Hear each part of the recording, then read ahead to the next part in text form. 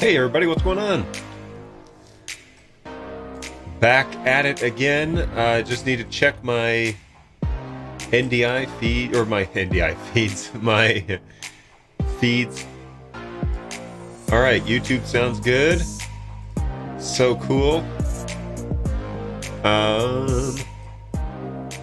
Tunes are probably a little hot, right?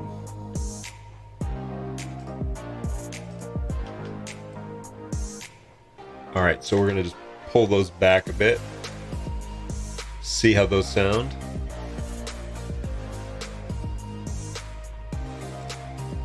And I'm going to switch over. Hey, how's it going, everybody?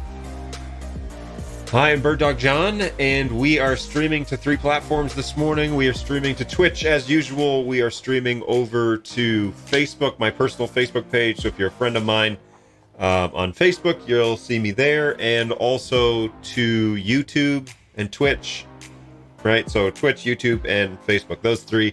I can't remember which one I said first. So yeah, we are up and running. I'm gonna tuck this underneath my shirt here so it's not hanging out there. Okay, and cool stuff. And today I'm trying out the Restream Chat function, which allows me to at least see the 3 streams going on. Beep Chirp Whir, what's going on? Affiliate agreement doesn't prevent you from streaming to multiple places. I don't know. I don't think so. But it's not like I'm like making any money or anything. I'll have to look that up. That might be something that I'm violating. Who knows? Phil. Whoops. Because they introduced multi-stream, right? Requirements, you cannot multi-stream. You have news.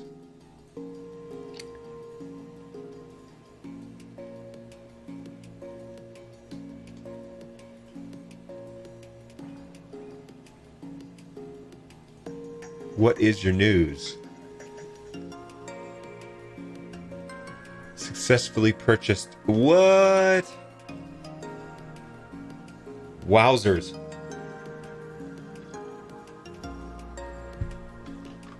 That is crazy.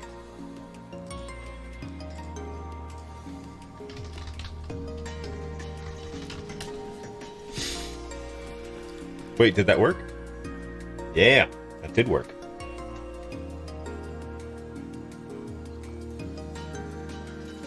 Well, I hope it is everything you dreamed it to be.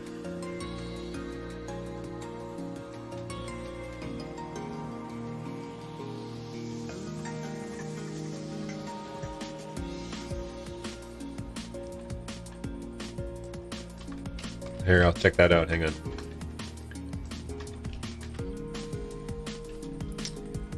Oh boy. Oh wow. EVGA.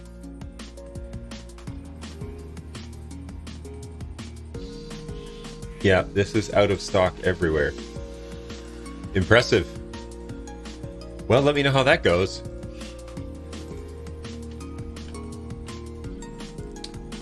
Hey, Hen, thanks for joining me on all these different platforms we got going on. If you want to be a part of the chat, you can certainly chat with me on any of the platforms, and I will see them pop up in my new little Restream video chat combiner, and I can respond to YouTube and Twitch through this, just not Facebook. I think Facebook's like a view only, from what I understand. But yeah, so feel free to reach out wherever you are. The chat that you see on screen is actually through Twitch. That's my primary streaming platform that I've been on for a long time. So that's cool, man. Let me know how it performs. That's everybody's. I mean, everybody wants to know that, right?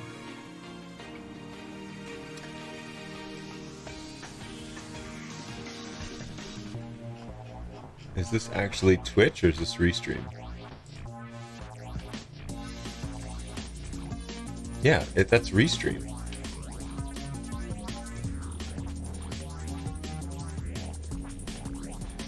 This is on Restream's website. 50 followers, 500 total minutes, 7 unique broadcasts. Find multi-stream. In other words, you can't... After you become Twitch affiliate, you'll be faced with a tough reality. Twitch's exclusivity policies stipulates that all of your live content is subject to a 24-hour exclusivity period during which you won't be able to publish it anywhere else. In other words, you can't multi-stream once you become a Twitch affiliate. However, this does mean Restream, a multi-stream tool, stops being used. Doesn't mean, quite on the contrary. Very strong reasons you should keep Restream as part of your streaming toolkit. You can use Restream to stream on Twitch. I mean, I don't really care about my affiliate status, to be honest with you. It's not... I'm not putting in enough hours to move it forward, so... We shall see. Could have put it in the flight pod downstairs, replacing 2 1080 Ti's that are in there. Nice.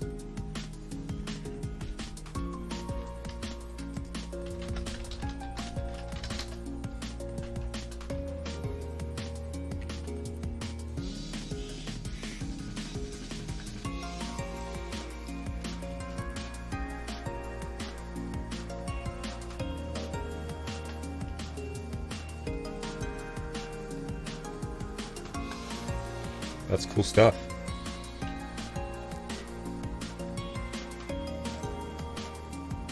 All right, everything else looks good.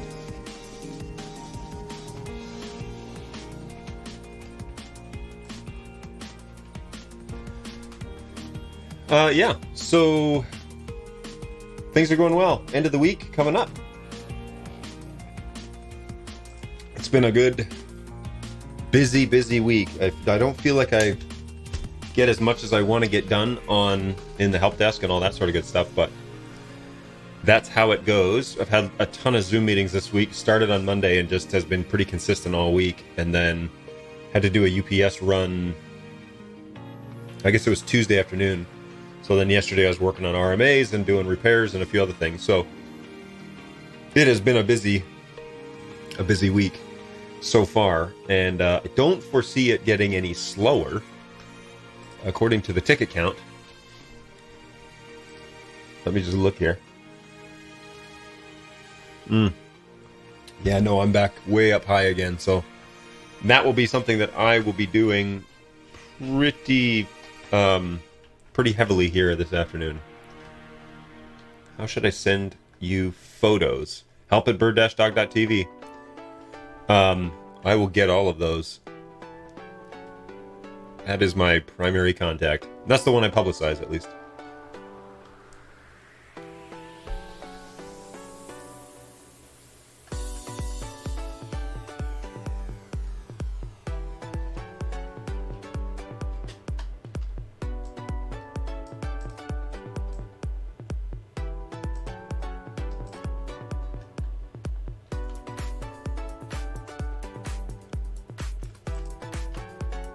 Of the flight pod.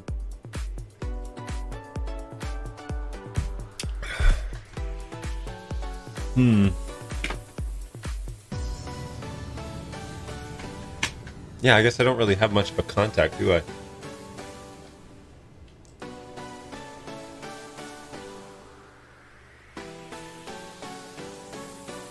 Oh boy.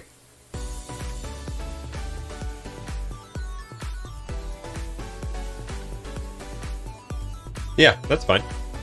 The chat should allow it. No, Nightbot won't do that. I think let me just look here. I think I lifted that because people were trying to like send me to websites and stuff, and for the most part I can monitor it. We don't have so much chat that I can't keep up with it, so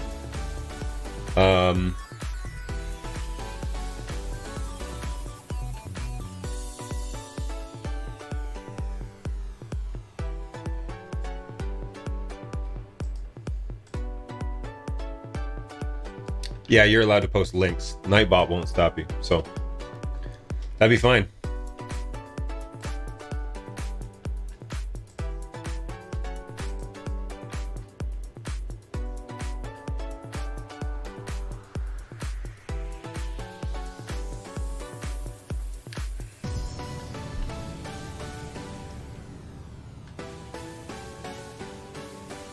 Had a couple of people follow us here in the past 12 hours. Little Mac 21 and Quietes 86. I'm butchering that. So sorry about that. Okay, cool. Let's check that out. Nice.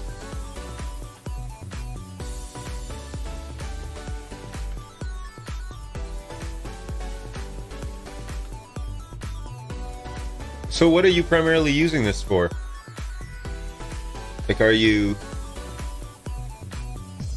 Looks like the rig is set up for... That's kind of a cool idea. I like that. What game or simulators are you using? Max Plane 11! Attaboy. That's what I use. What's the plane of choice? That's cool. It's a good rig. Nice. I have a similar setup here. Obviously, I have a bit of a studio going. But it has multiple purposes. Let's see if I can pull this up.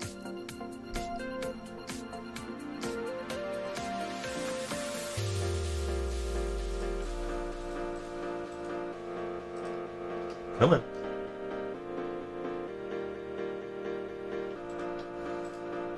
There it is.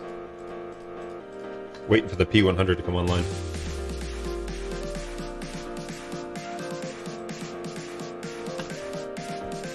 Come on.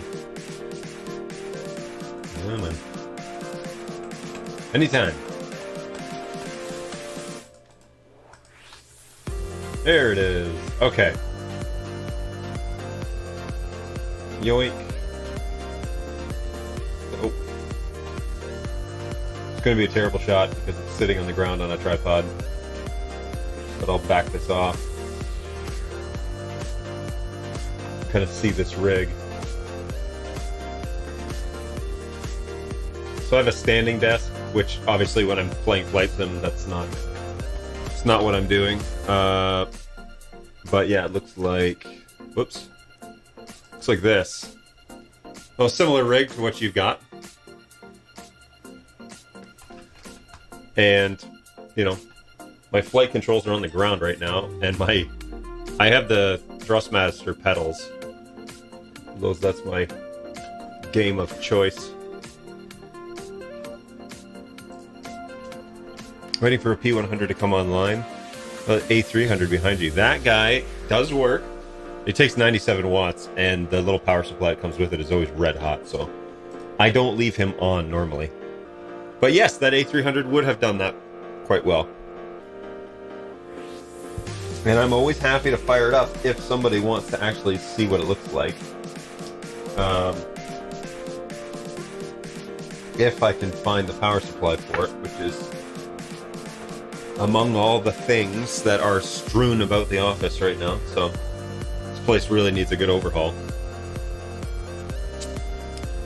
And it hasn't happened yet. I've been saying that for weeks.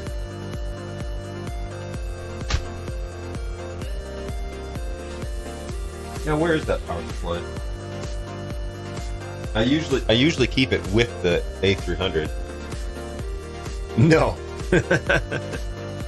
No, it has a heating element in it. It has a laser in it. It has a whole bunch of stuff. So it is PoE, but it's PoE max. And that's actually a little bit beyond PoE max. So it's 97 watts. Ah! Eureka! Alright, so this is the power supply.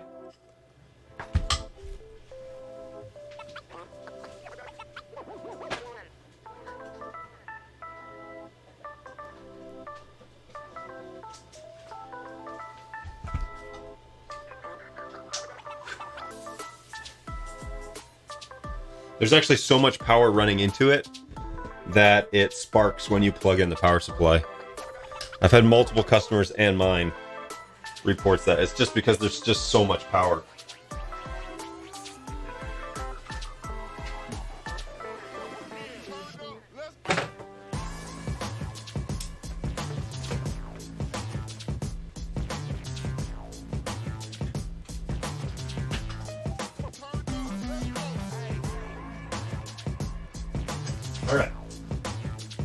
She will come to life now. There she goes.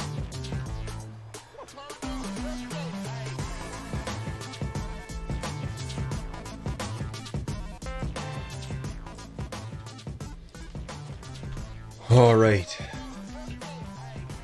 So it is, like I said, it is PoE power. Like there is actually an Ethernet cable running to it because it is a heavy duty one. I do need to tidy up the cables. You're absolutely right. Absolutely right. It's a bit of a mess. I would love to take an afternoon and totally rework and get all the cables right and nice and tidy and everything, but it's not really in the cards right now. All right. Oh, you can see the A300 moving about. Okay, here you go. There's the A300's image. It's pretty good. It's impressive. It's got a good, amazing sensor on it. Actually, the same sensor as the P200, but it's in this like indestructible housing. And if we point it at the same screen, you can get that little infinity effect going on. Whoop.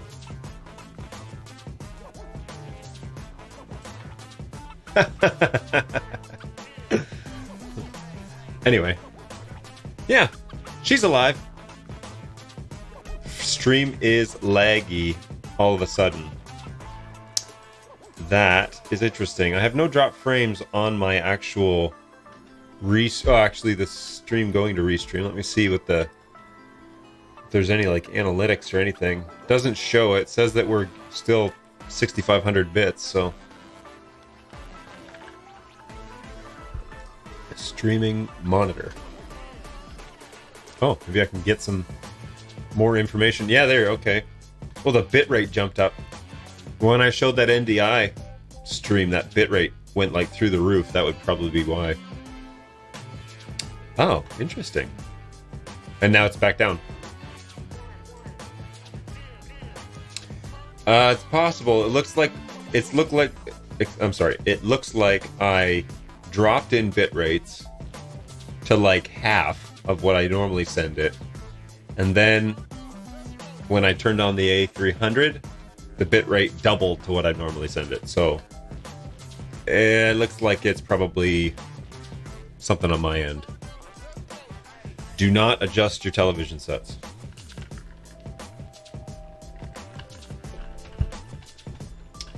Well, hope you guys are doing well. We're just underway here. NDI Chat. I'm going to close this studio monitor down because I don't want to look at the back of my head. Lots of stuff going on. There have been a lot of updates on the website, so be sure that you check those out. Just go to the actual firmware website, which I can dump here in the chat. This one. If you go to the website, you should be able to check that out and come on, restream. You don't? I don't what? Sorry, I missed whatever it is that you're referencing. What happened here? I posted this on restream. Okay. There. Got it. Okay. So there's the firmware updates if you're looking for those. If you're on Facebook, just go to bird-dog.tv/firmware-updates. I'm sorry. Well, yeah, firmware-updates will take you there too. But it's on the top bar if you really need it. So just FYI.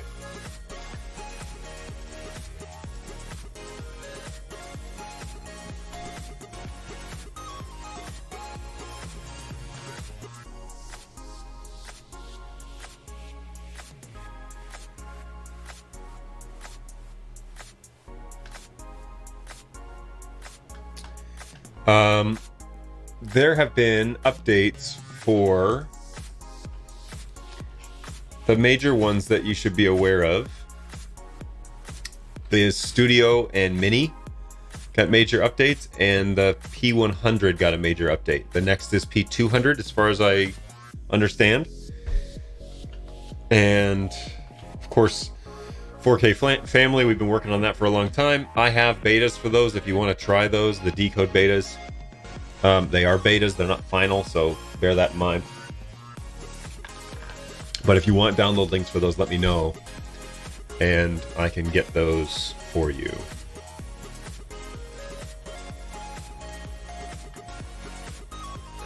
Crystal Lake.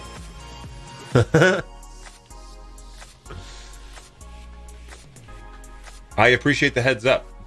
It has been a long time since I've had Crystal Light anything. And geez, yeah, and Starburst for that matter. A couple of years. Wowzers. I mean, obviously this year is a write-off because I'm not shopping or anything anywhere. And there's no vending machine at my office, so. Your game for betas. Which one do you want?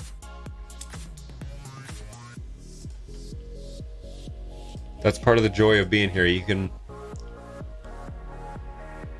What notable features will be in the 200 update? I don't know. I don't think I'm allowed to share that.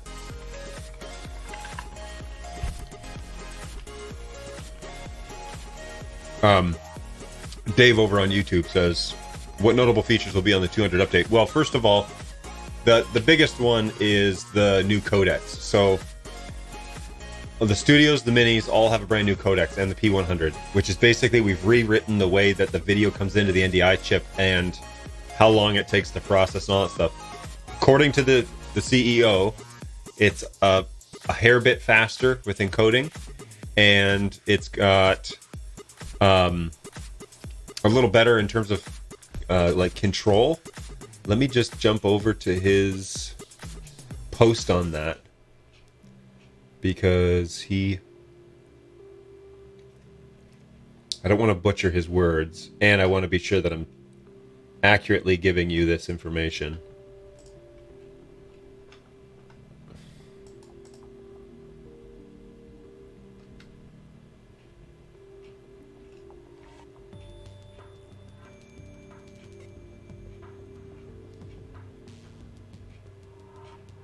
There, P100.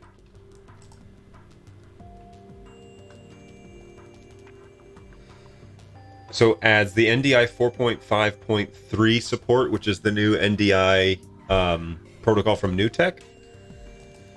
Minor improvements to the BirdDog dashboard, the web UI, and then a bunch of stability enhancements and hood, like under the hood performance stuff. So the slightly faster encode and a few other things. So okay, I don't need to know what the temperature is in my house right now. Let's do this until after the show. So that same update will be coming out for the 200.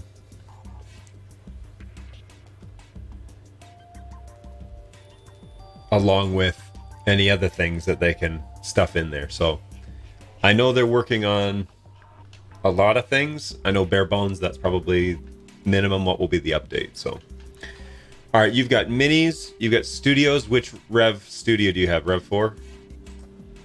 The P100 can be found on the firmware site. So go to the firmware site to get the P100.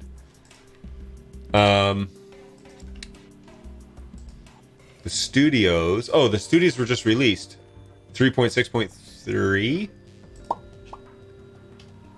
Okay, so studio. Oh, 3.6.4 was released on the website. So those two are the latest. I don't have betas for those. I have betas for 4K Family.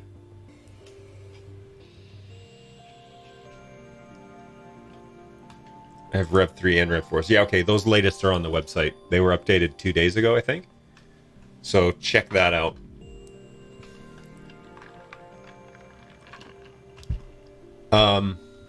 Yeah, check that out. And report back, obviously, any changes or whatever that you have, that you've noted. Because that'll help us out. You should just see performance improvements for the most part. But oh, what's this? Packages arriving today.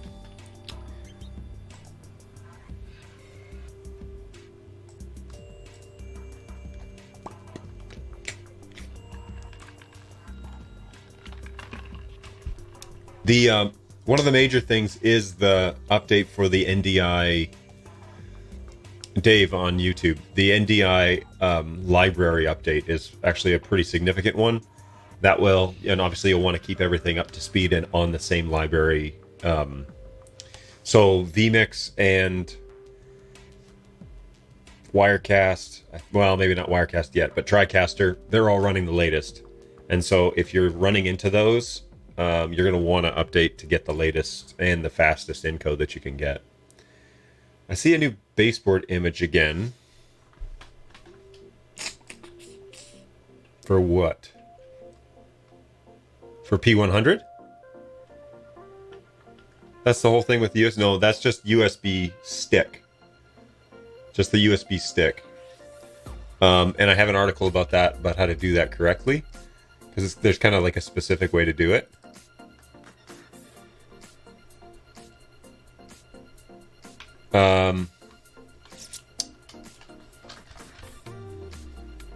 This one. Oh, it's a video. So, of yours truly. Just a little tutorial. Oh man, this is so stinking long.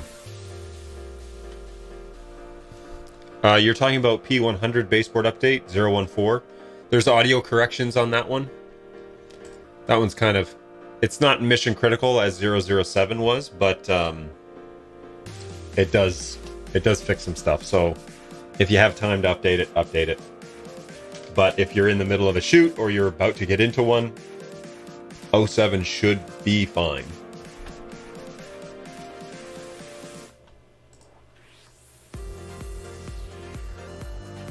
Okay, cool. Wow, the the playback on YouTube was defaulting to 144 as my automatic. Let's go to 480 at least.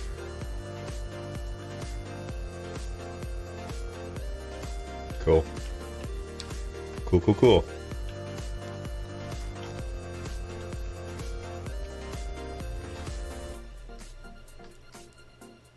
Cool. All right, yeah, so it looks like my stream is kind of stabilized here.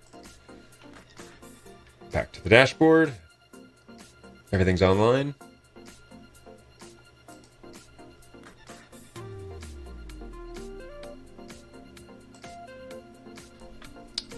Yeah, good times. Exciting life here at the BirdDog support headquarters.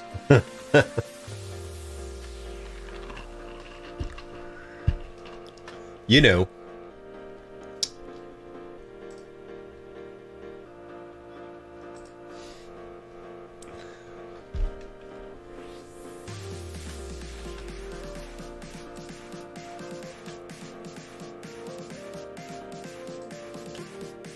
Did the studio firmware update last night mostly the gain comm support in gain comm support in decode mode? Already posted this on Facebook, so ignore here if you want, but wondering if we can get a call function in Comms Pro or Lite. What specifically are you looking for? Because this is from Dave over on YouTube. So he did the update for Studio to get the comms support in decode mode, because originally it was just only encode devices, because the idea was you're not going to have operators at decode positions because those are usually televisions. But people asked for it, and so our guys got to work and enabled it. So anyways, he's already posted this on Facebook, but we'll talk about it here. But he's wondering if we can get a call function in Comms Lite or Pro. You mean like a tone or something?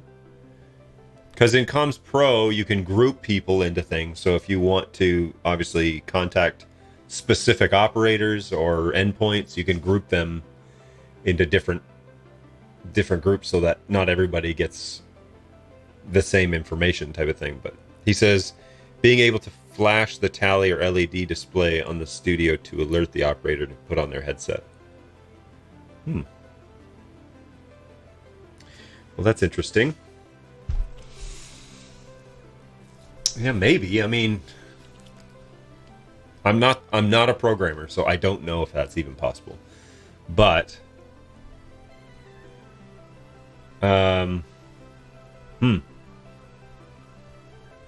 It's common with pro cameras to have a call button on the CCU.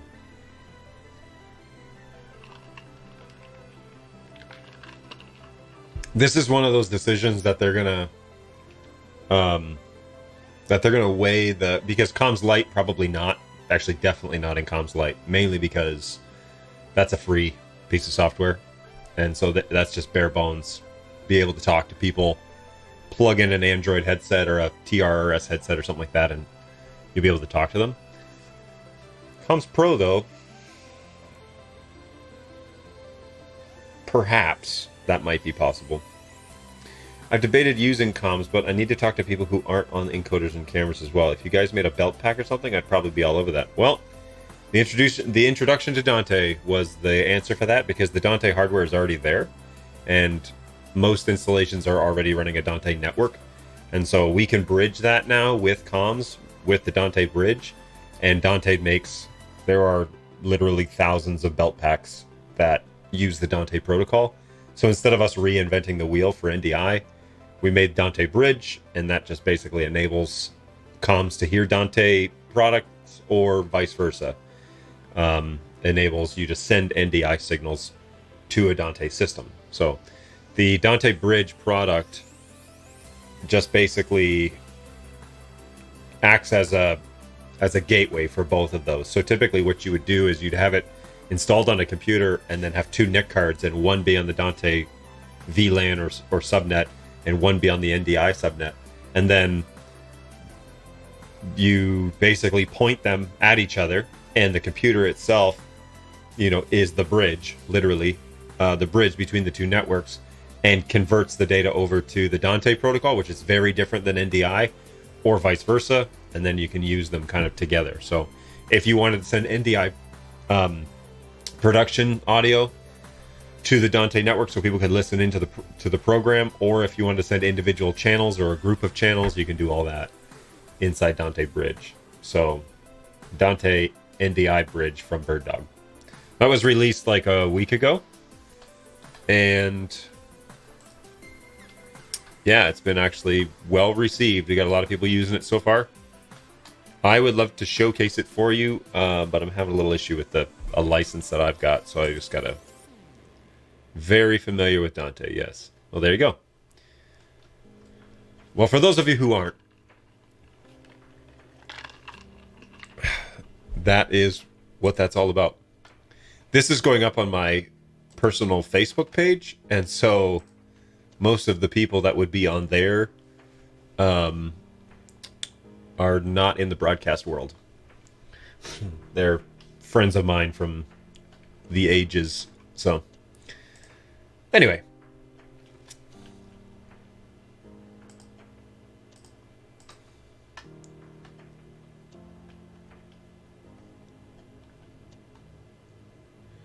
Yeah, so anyways, Dave, to answer your question, I don't know. The tally is controlled through the NDI metadata, and the comms channel is an NDI channel, but it's kind of on its own. And so I don't know if the two can talk, or that you could send back a comms command to flash the tally light. I just don't know. But that's kind of how that works, is the two of them they run parallel to each other, which is why originally we had it in the encode mode, because when it goes to encode, it turns on the NDI comms channel. And it's also why if you open Access Manager and you enter in comms-send and BirdDog-comms and BirdDog-send-comms into the receive groups, you'll actually visually see the comms channels inside Studio Monitor, if you wanted to like kind of get away with that. So if you wanted to actually see the NDI channels, that's how that works. But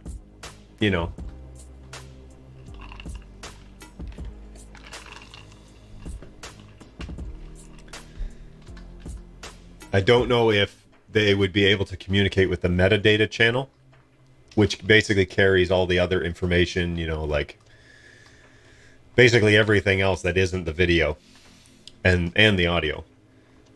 So all the information that's tied in with that, so it would have to somehow communicate across that, and I don't have any idea if that's possible. But as always, I will send that over to the dev list and see if those guys can think about adding that.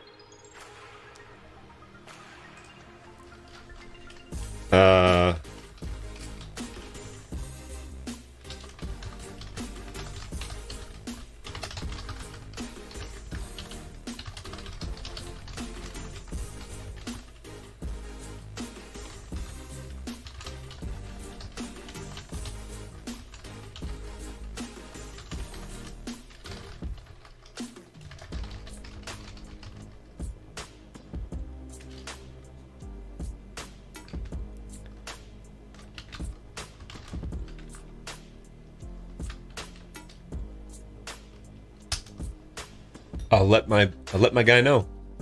He will either say not possible or would just say, well, add it to the list and see if the guys can think about that.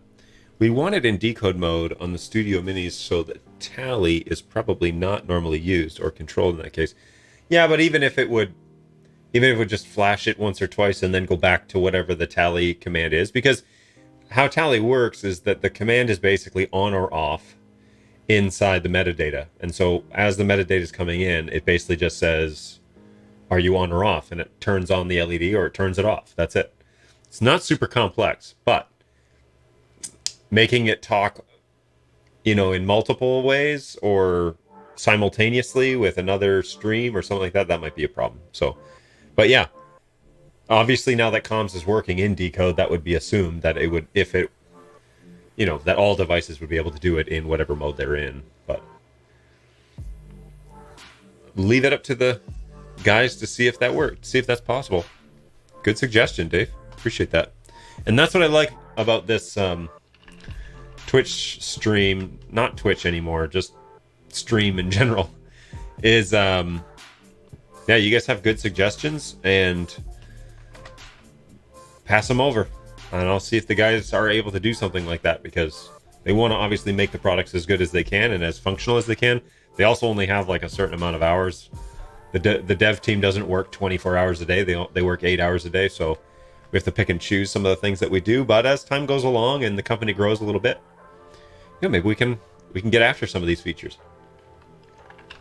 Who knows? And those BirdDog engineers are pretty impressive. So if they can do it and they think it's something they could achieve pretty quickly, they might try. So it would be a good selling feature for Comms Pro. So yeah, I'm down with that. Hey, thanks for hanging out with us today, folks on Facebook, folks on YouTube, and of course you Beep Chirpware here at Twitch. It's good to have some regulars. It's good to have guys that come back and aren't scared off by my NDI Chat. So the PTZ keyboard, that reminds me. Oh boy, love it when this starts.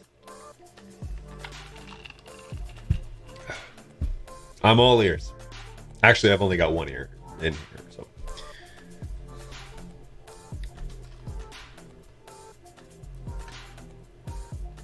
hey, and if you're out there, if you are watching on Facebook or you're watching on YouTube, let me know. Jump on the chat. I mean, and Twitch too. Jump on the chat. Let me know you're here. I would love to hear from you. It's a good place to catch up with people, and it's not. I don't do this BirdDog exclusive. I talk about pretty much anything.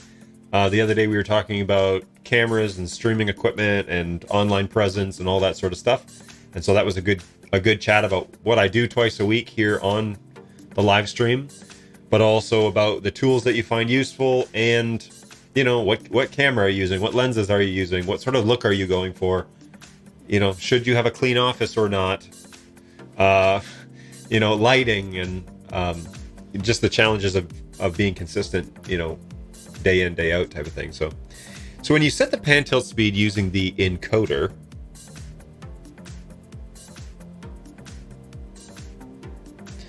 it looks like it sets a percentage of the total range as opposed to a fixed value. So on any given speed setting, it pans much, much faster than it tilts. What do you mean by on the encoder? When you set the pan tilt speed using the encoder, encoders don't set pan tilt speeds. The pan tilt speed maximum setting is inside the web UI for the camera. Oh, the knob on the keyboard. So I know they're independent values, although I haven't explored it enough. Whoops, a daisy. Haven't explored enough. I got my own keyboard here. Let me fire this up. Ooh, and for those of you who were here on Tuesday, I did end up getting a little. So I have an M50, Canon M50. And I bought just this on Amazon. It was like $15. A little arm strap, because I go for walks with my family at the park, and I take my camera because why not? And now I have a little. I always feel like I'm going to drop the camera, so now I have a little arm strap, and I just realized that it's on backwards. Whoops. Okay, so I got to fix that after the show. It doesn't really matter for this, but whoops-a-daisy. That's what I get for being an amateur. All right, so let's connect to a camera here. Oh, the A300's online. So search, and I want the NDI protocol, NDI IP. Start searching. So hopefully I won't on YouTube today. I won't get a whole bunch of copyright claims, because I have been on previous chats, because I got royalty-free music from YouTube. And then was using that, but I've used it for like over a year. And now I pushed it to YouTube, and they said those are now copyrighted songs. So I stopped doing that.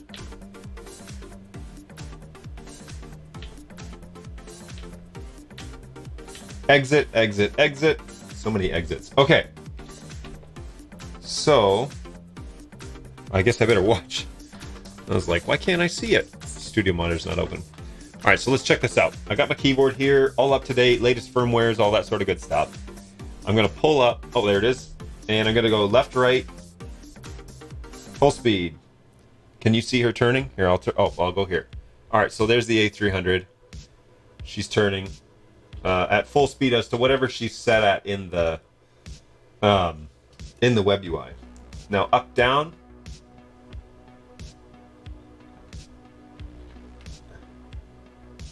Okay, so that's interesting. So yes, they're independent values. I would have thought that the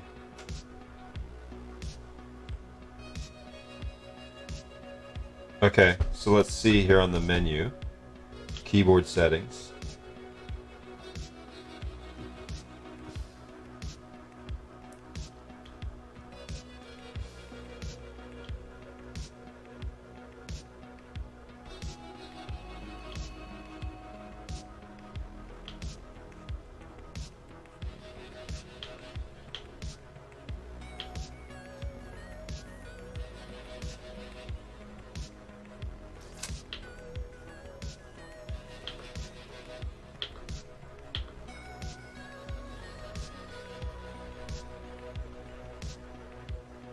Now remember, the A300 has a different motor inside it, so this may not be accurate.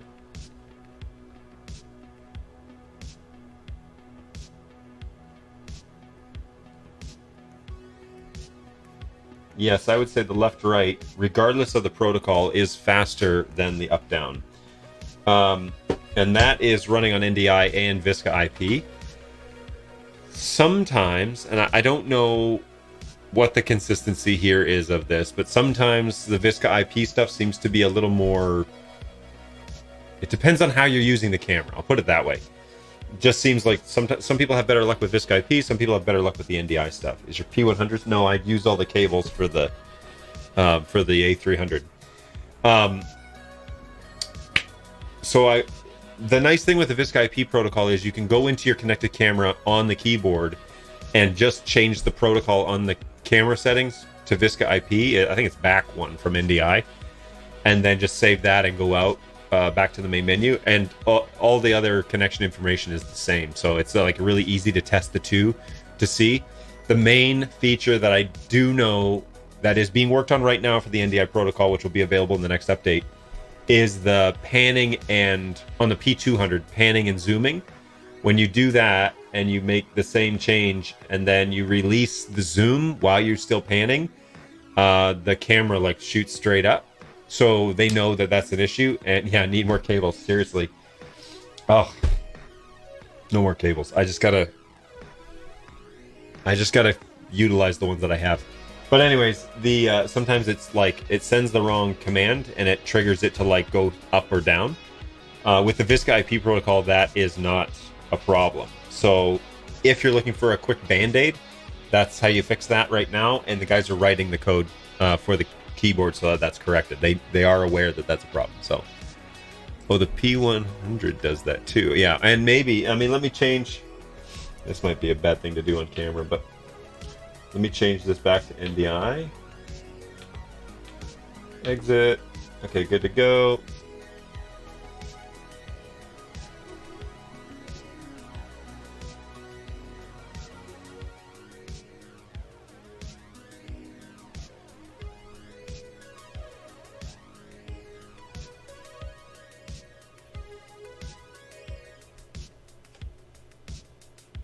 No, doesn't seem to be a problem for the A300. So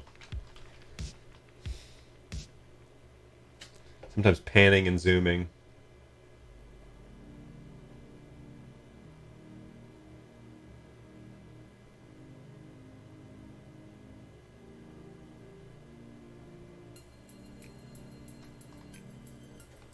Sometimes panning and tilting. I thought you had to trigger the zoom command. It still doesn't do it for the A300. Any of those ways. I will ask them though about this, the speed left, right, and up, down though, because I do agree with that. We have that issue with P200 using TriCaster and NDI protocol for PTZ. Oh, you're not using a keyboard? Like a BirdDog keyboard? Sorry, Dave on YouTube. He says, yeah, we have that issue on the P200 using a TriCaster and NDI protocol for the PTZ. One thing to check on that, Dave, would be to change the protocol to the Sony VSCA IP inside the TriCaster and see if you get the same result. Essentially, the function is the same. For us, it was zooming and tilting at the same time. Zooming and tilting. Zooming and tilting. Let go? No. Give the VSCA IP protocol a try and test that for me, and then come back on Tuesday and tell me how that went. Because, or next week or whatever. Because I'd be interested to know, since it's doing it on the Scarhoy PTZ Pro using VSCA IP works fine. Okay. Yes, then that is an interesting discovery. This is a P200. Yeah, okay. Where are my boys? Here we go.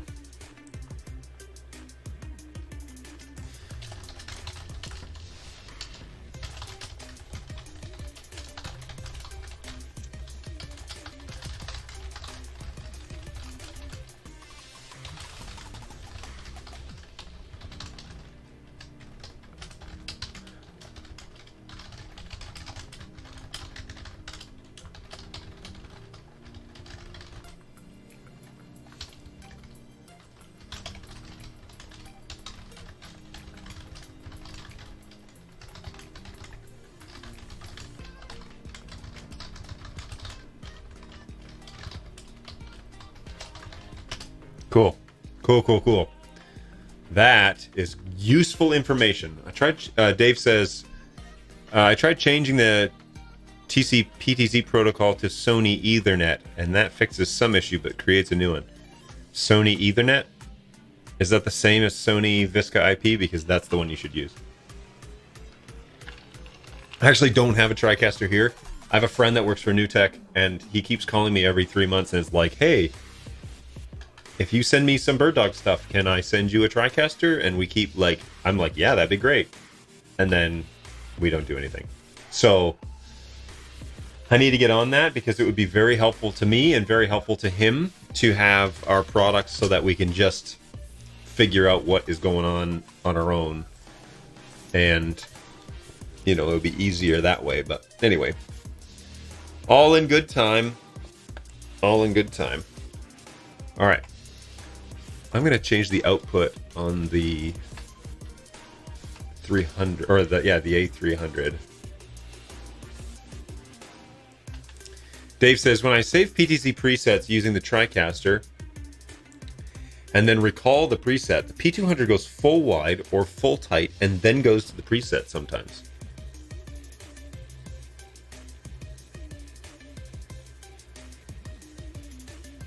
Yeah, there's no reason that it should do that. Yeah, interesting.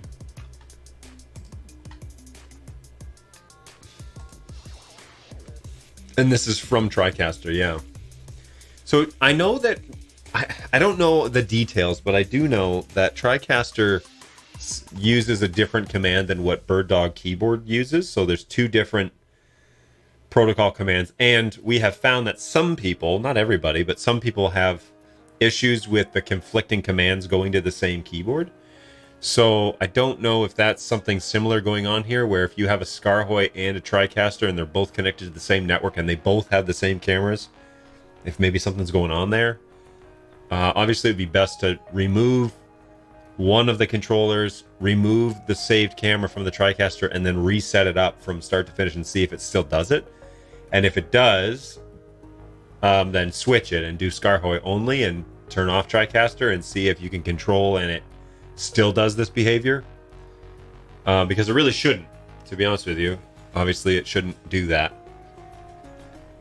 My cameras don't do that, and I use a keyboard for mine normally and Studio Monitor, but I watch it with Studio Monitor, but I only control it with my BirdDog keyboard. So, and obviously that's the one that I recommend people buy, but that's because it's the BirdDog product and it's part of the BirdDog ecosystem. So, you know. Dave says, this was after the change to the Sony Ethernet, which should be the same as Sony Visca IP for the PTZ protocol. Hang on. TriCaster Sony Ethernet or Sony Visca IP?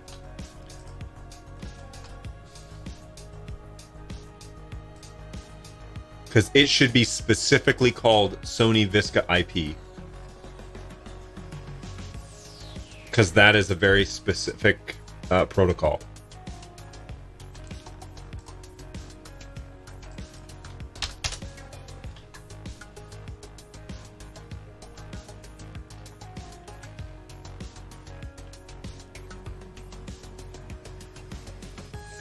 Yeah, I would double check that. Make sure that it is the Sony Visca IP protocol and not something else, because Our cameras natively speak NDI and Sony Visca IP. That's what they talk. They're mapped as precisely as they can be to those two protocols. So if you're getting errors with the Sony Visca, with a protocol that you think is Sony Visca IP, but it's not called that, I would double check, because we don't have errors with Sony Visca IP. Like, that's not something. There's nothing on my dev boards or anything that would allude to there being a problem. So, do you ever set aside time to just talk about worship chat or chat about worship tech? I can. I have no problem with that. Depends on what you're up to. Obviously, everybody's stuff is different, but yeah, that's something that I'm heavily involved in outside of BirdDog, but also, well, heavily. I'm involved in outside of BirdDog, but also that's one of the things that we do is houses of worship. So depending on where you're at in that conversation. Well, there's no entry on the list for Sony Visca IP. I'll try to just use the Visca IP, because I believe that TriCaster. Okay, so here's the deal with Visca IP. Okay, everybody says the word Visca IP. Okay, it's together. The problem is that there are different, we'll say, dialects. Okay, so I speak English. My Australians speak English. My Canadian family speaks English. Okay, Canadian English, Michigan English, southern states, like my sister lives in Texas. She, her friends speak English. She still speaks pretty much Canadian, but her friends speak English, you know, in the South. And then the Australians speak English, all different dialects. Some of it is a little bit different. A lot of it is the same. I believe TriCaster uses the Sony Visca IP protocol. And so, and they call it Visca IP. Like we all call our language English.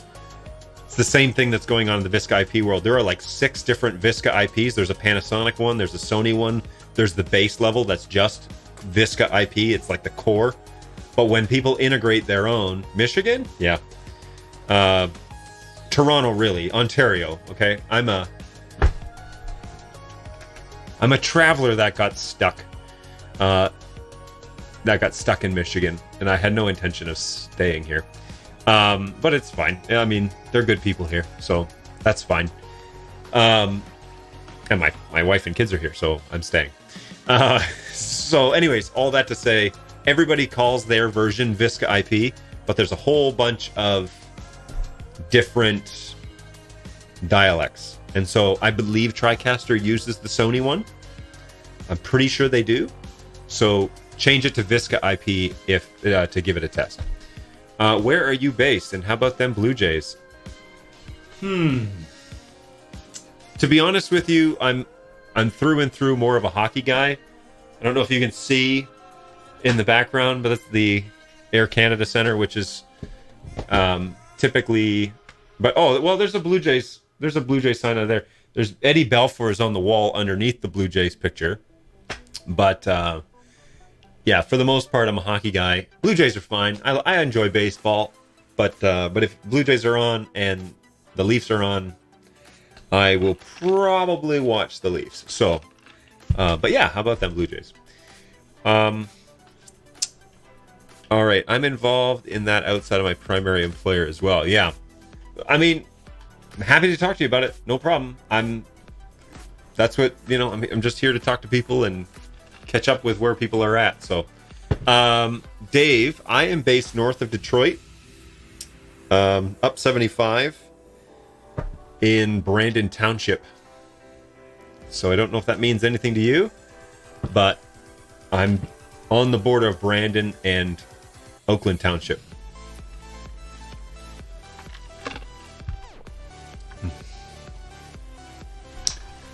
Cool. Anyway, so that's the Sony IP thing going on. I had something, I should mention this. I had something interesting go on with my test bench Wi-Fi network. Unify network. Yesterday, I opened the controller and I booted up. I still need to get a cloud key for this thing because I'd like it to just stay on all the time. The controller part. But I opened up my controller, logged in, and it couldn't find my switches or my gateway. And they both show disconnected, adoption failed. And I was like, wait a minute, what's going on here? So I monkeyed around with it for like 30 minutes trying to get it to work because that's my enclosed NDI network. Now, my computer is plugged into it via fiber and it was getting the right DHCP address. It was getting the right information. The network was still functioning. So things are still programmed, but it's like I'm locked out of my own network. It's so weird. So Unify came out with a controller update recently, which everyone said do not update to. Well, I was like, well, maybe the switch is updated, and now I got to update to get into it. So I updated, still can't get in. So I was like, okay, like Unify forums, support forums, like what do I have to do to get back into my gateway? And the only thing that I could find that's useful is factory restart the gateway. Factory restart the gateway. Start over. All my customization, all that stuff. Erase it and start over. I was like, hang on, that cannot be the only solution. But I looked for, like I said, like 30 minutes, maybe 45 minutes, trying to get that network, access to that network so I could see the list and all that stuff. I haven't changed passwords. I haven't done any of that stuff. But yeah, the only thing it said was factory restart. So that might be in my nope, don't do it. What do you know, Beep Chirp? Tell me. We're on the west side of Michigan. Love to have our C-up set up with a TC 410 Plus, 3 P200s, and a Scarhoy PTZ Pro. What we've run into. Where are you on the west side? Like what city? In case you ever want to travel. I travel sometimes.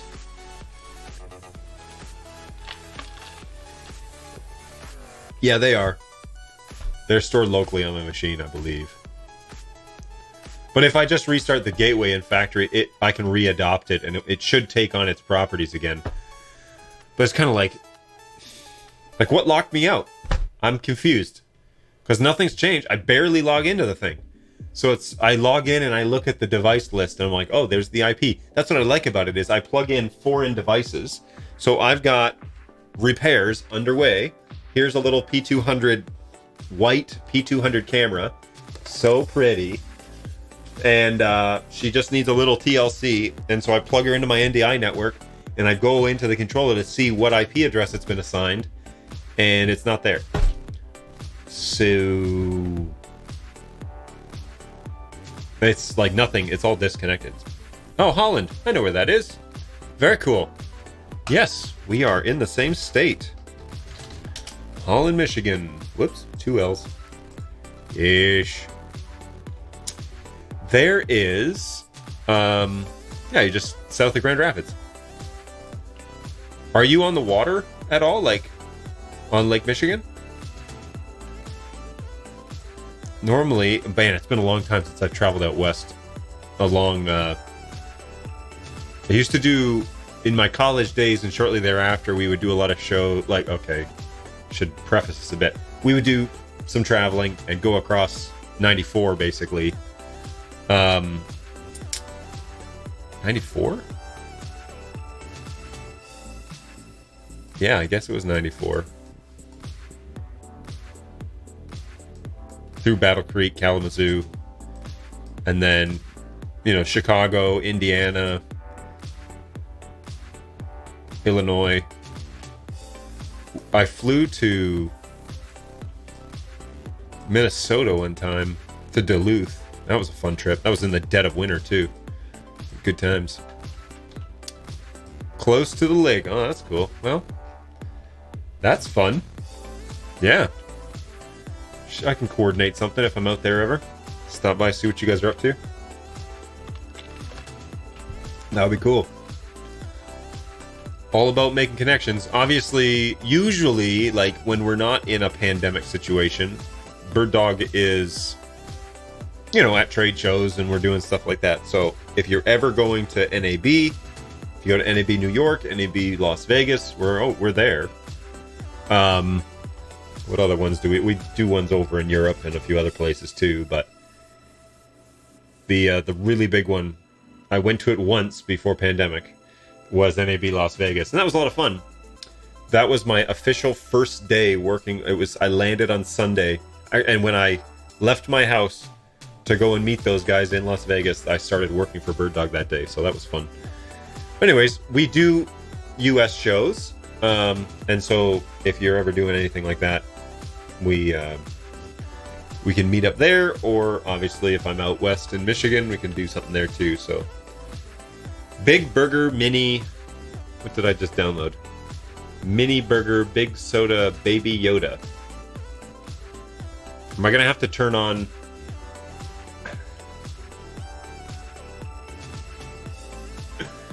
well done. Thank you for that. Thank you for the space that just took up on my computer.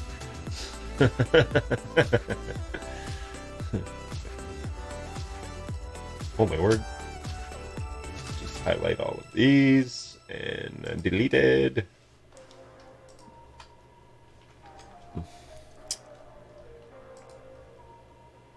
Cool.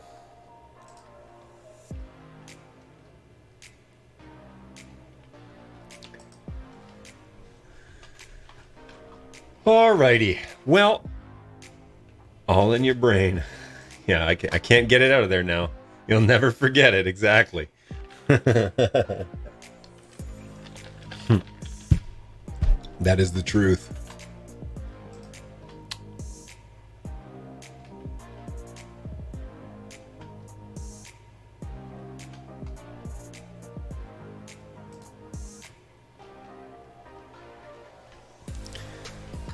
Well, I think I'm gonna run it out. I think that's it. I got tickets to get after, and so that is my primary purpose, and that's what I'm going to be doing today. Feel free to hit us up at help@bird-dog.tv. Thanks so much for joining us today with Bird Dog Live. We're officially not just on Twitch anymore, I guess, but yeah, good times. We're ready to reach more people and do all that stuff, and it's weird because I'm pretty sure. Well, anyways. Whatevs. I'll figure all the other stuff out in the background. But yeah, hope you guys are well. Have a great end of the week. We are halfway through Thursday here in the EST, so we are almost done with today, and then there's just tomorrow, and we're on to another weekend, which is crazy. This week kind of flew by, and it's been really busy, and the next 2 days, day and a half, are also going to be crazy fast, so it's good. But I appreciate you guys hanging out, and I really like hanging out at these little online shows and get me a chance to talk to you and go through some stuff. So thank you very much. Thank you to Dave over on YouTube, and thanks Beep Chirp for hanging out with me on Twitch. I appreciate you guys a lot, and we will see you on Tuesday on the next one. All plans are to be back Tuesday at 11 EST for another round of this, and more questions, more fun stuff. Maybe, I don't know if they're going to release things or whatever, but if they do, I'll do it here. Also happy to test things out. Keyboard questions today, A300, P200s, P100s. We kind of ran the gambit. We talked about Dante for a little bit, so that was fun. But anyways, yeah, good stuff, guys. Appreciate you, and we will see you guys on the next one. Thanks for hanging out. Peace out.